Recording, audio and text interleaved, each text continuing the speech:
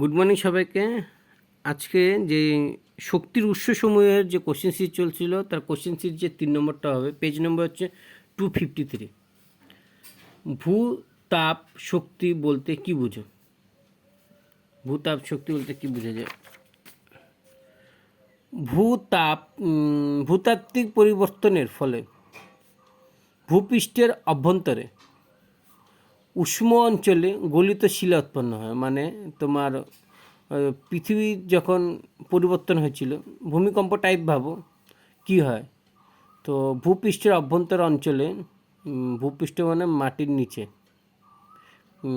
তো অভ্যন্তর যে অঞ্চলগুলো থাকে ওখানে গলিত শিলা উৎপন্ন হয়েছে, শিলা গলে গেছে ভিতরে, ঠিক আছে? এই গতিতে শিলার উপর দিকে ধাবিত হওয়া কিছু নির্দিষ্ট অঞ্চল, মানে যে শিলা গলে আসে, যে শিলা ওর উপর দিকে তোমার কিছুটা অঞ্চল, মানে তোমার বালু সালু পাথর পড়ে ওই যে একটা অঞ্চল টাইপ হয়েছে, কিছুটা অঞ্চল, নির্দিষ্ট অঞ্চল ভূপৃষ্ঠের তলদেশে আবদ্ধ অবস্থায় থাকে।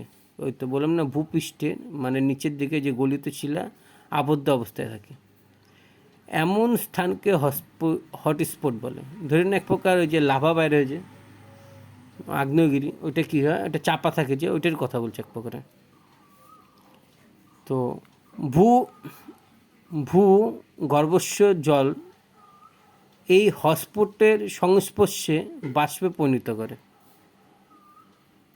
তো যখন তোমার এটা ভূগর্ভস্থ যে শিলা গলিত আছে, যে জলের সাথে যখন সংস্পর্শে, তখন বাষ্প হবে। কখনো ভূগর্ভস্থ উচ্চ জল ফাটাল পথে ভূপৃষ্ঠের দিকে নির্গত হয়, বললাম না ওই যে তোমার আগ্নেয়গিরি যেটা ফাইটে বাইর হয়, ওইটার কথা বলছে।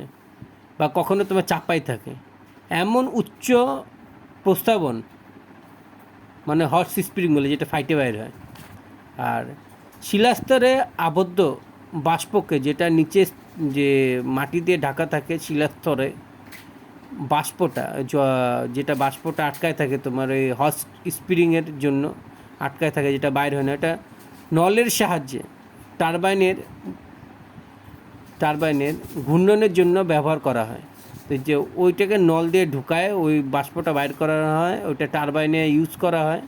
তো টারবাইনটা ঘুরে এবং বিদ্যুৎ উৎপন্ন করা হয়, এভাবে বিদ্যুৎ উৎপন্ন হয়। তো এর জন্য বিদ্যুৎ উৎপাদনের খরচাও কম হয়। তো বুঝলা, এটা ডাইরেক্ট ছোটো কথা হচ্ছে তোমার আগ্নেয়গিরি বা লাভা যেটা মাটির নিচে থাকে, ওইটা তোমার নলি দিয়ে ওই বাষ্পটাকে বাইর করানো হয়, আর ওইটা দিয়ে বিদ্যুৎ উৎপাদন করা হয়। এটা ছোটো মোটো কথা, এটা এত ইসে করে লেখা আছে। তো আজকের জন্য এতটুকু, লাইক সাবস্ক্রাইব করে দিও।